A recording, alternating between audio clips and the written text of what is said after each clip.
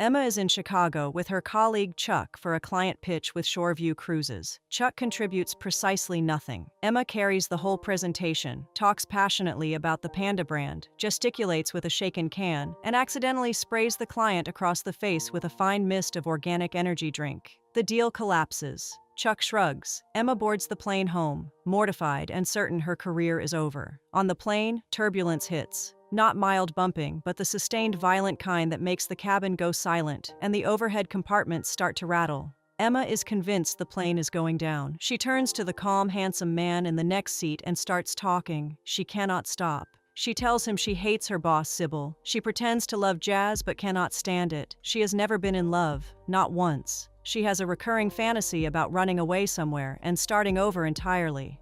Her flatmate Lissy is secretly seeing their colleague Omar and pretending he is just a co-worker. She cannot stand her boyfriend Connor, but cannot find a graceful way to end things. Her grandpa is quietly obsessed with Panda Bites and has been ordering them in bulk. One after another, the secrets come pouring out. Everything she has never said out loud to anyone, accumulated over years of careful social management. The stranger listens without visible shock or judgment. He asks questions that are kind and curious rather than probing. He is easy to talk to in the specific way that strangers on planes sometimes are. You will never see them again, so none of it matters. When they land safely and the plane taxis to the gate and everything is fine, Emma is immediately and deeply embarrassed. They exchange an agreement before parting. Whatever she said stays between them. He will take her secrets to the grave. She will take whatever he tells her to the same place. They go their separate ways. Emma goes home still shaken, and Connor picks her up. He proposes they move in together. She says okay in the tone of someone who knows they absolutely should not be saying okay. The next morning at the office, news spreads that the company's elusive co-founder Jack Harper is visiting. Emma barely knows who he is. She rushes to tidy up. Sybil introduces Emma to Jack Harper. Emma looks at him. It is the stranger from the plane. He recognizes her immediately. She panics and makes things worse. Afterward, he finds her alone and tells her he needs a favor. He would like her to keep it secret that he was in Chicago. She agrees. He agrees to keep everything she said on the plane equally private. They shake on it and agree to die with each other's secrets. The arrangement lasts approximately 1 week before it starts becoming something else. Jack begins appearing at the office more regularly. He shows up at Emma's desk with a logo that needs honest feedback. It looks, she tells him, like a panda combined with a cockroach, or possibly ovaries with panda eyes. He asks which, and she says, "Take your pick. It is terrible either way." He laughs in a way that seems genuine rather than polished. She starts to notice that he remembers everything she said on the plane and references it in small ways. He does not mock her with it. He just lets her know quietly that he heard it. He knows she hates jazz. He knows she has never been in love. He knows about the running away fantasy. It should be unbearable to have all of that remembered by her company's CEO, and somehow it is not. Meanwhile, Connor asks Emma to move in with him for the second time, and she still cannot say no the right way. She asks Lissy what to do. Lissy is distracted by Omar, whom she still pretends is just a colleague. Emma goes back and forth on Connor until she finally admits to herself what she already knows. She is not in love with him, she has never been in love with him, and she is continuing out of inertia and fear of the awkward conversation. She tries to reignite things with a spontaneous gesture in the archive room at work. It does not go well. Connor is bewildered. Emma realizes in the middle of the conversation that what she actually wants is an earthquake, her word for something that changes everything, and this is not it. She breaks up with Connor. He takes it badly, but not entirely without dignity. He lists his qualifications. She feels bad. She leaves.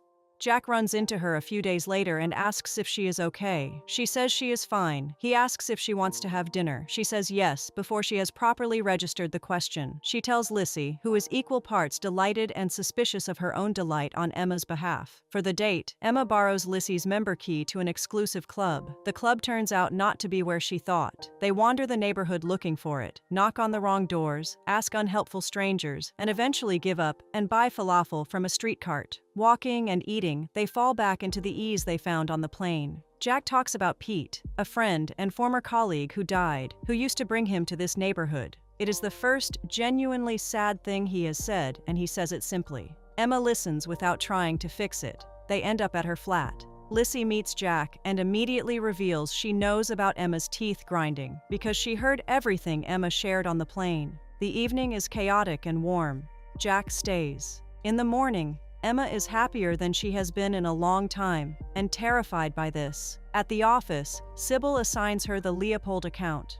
It is not a real account. It is a file Jack invented to have a reason to keep meeting with her. Emma figures this out immediately and creates a fake file to go along with it, complete with fictional letters from Ernest P. Leopold ordering 6,000 cases of Panda Prime. Jack is genuinely delighted by the file. He tells her Pete would have loved it. Things are going well until Sybil works out that Emma and Jack have been seeing each other outside the office and confronts Jack about it. Jack, who has kept everyone at a careful distance since Pete died, gets spooked. He pulls back. He goes formal at the office, speaks to Emma only professionally, stops coming by her desk. Emma does not know what changed. She starts to worry that she gave too much of herself too quickly, that the secrets she spilled on the plane have made her look chaotic or foolish rather than honest, and that someone as composed as Jack has simply decided she is too much. She finds out he is leaving the office. She goes after him in the lobby. She tells him that she knows he remembers everything she said on the plane, and that she has been waiting for him to use it against her or laugh at her. And instead, he just listened and somehow made her feel like it was okay to be exactly who she is. She says she does not know what he is running from, but she would rather have the conversation than watch him leave.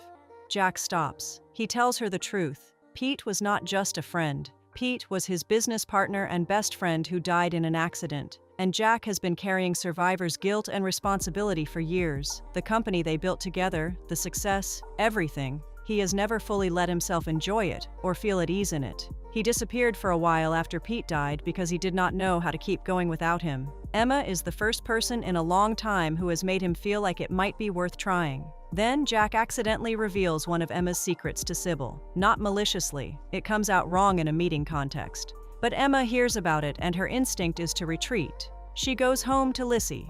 Lissy, who has been watching this whole thing unfold, tells her to stop. She says Emma has spent the whole film talking about wanting something real and honest, and then flinching every time it shows up. She tells her to go back. Emma goes to Jack's office and tells him what she should have said in the lobby instead of retreating. He tells her what he should have said instead of going cold. They sit with it for a moment. Two people who have been carrying things alone for too long, discovering that the other one already knows the shape of it. They agree that whatever this is between them, they are going to be honest about it and figure it out together rather than running from it in opposite directions.